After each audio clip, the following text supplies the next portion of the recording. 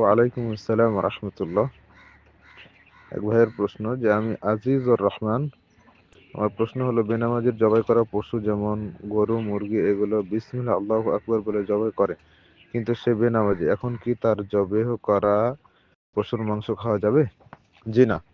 বেনামাজি ব্যক্তি হচ্ছে কাফের, সে মুশরিক। তার জবেহকৃত মাংস খাওয়া যাবে না, সে যদিও বিসমিল্লাহ আল্লাহু আকবার বলে তবুও। কারণ একজন কাফের মুশরিক, সেও বিসমিল্লাহ আল্লাহু আকবার বলতে জানে। সে তো একজন কাফের মুশরিক, যে হিন্দু, যে অমুসলিম, সে যদি বিসমিল্লাহ আল্লাহু আকবার বলে পশু জবাই করে, সেটা কি আপনি খাবেন?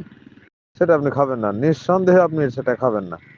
তো এটা যদি না খান, তো সেম হচ্ছে বেনামাজি ব্যক্তি, সে সালাত আদায় না করার কারণে সে কাফের।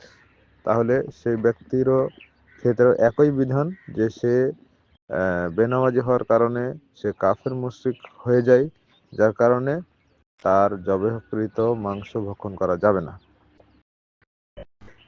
আমরা দুঃখজনক যে যে কোনো জায়গাতে যেখানে মাংস জবাই করা হয়, গরু ছাগল, সেখানেই বেনামাজি ব্যক্তিদের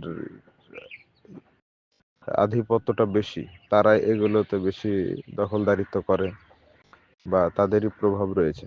তো সেক্ষেত্রে অবশ্যই খেয়াল রাখতে হবে, যে কোনো জায়গাতে আপনি মাংস কিনেন সেটা অবশ্যই খোঁজ খবর রাখতে হবে।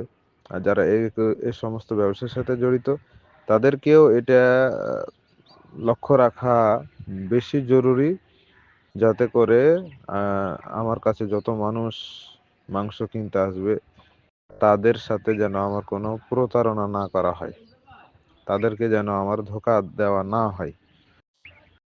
দামের দিক দিয়ে আপনি ন্যায়ভাবে নিচ্ছেন, ওজনের দিক দিয়ে সঠিকটা দিচ্ছেন, তাই মনে করলেন যে আমি সঠিক পথে রয়েছি, কিন্তু এখানে যে বিসমিল্লাহ বলা হয়েছে কিনা বা নামাজি ব্যক্তির মাধ্যমে জবে হয়েছে কিনা সে বিষয়টা যেখানে গোপন থাকবে, সেটা স্পষ্ট প্রতারণা, এতে কোনো সন্দেহ নেই। অবশ্যই এই বিষয়টি খেয়াল রাখতে হবে। আশা করি বুঝতে পেরেছেন। আসসালামু আলাইকুম রহমতুল্লাহি ওয়া বারাকাতুহু।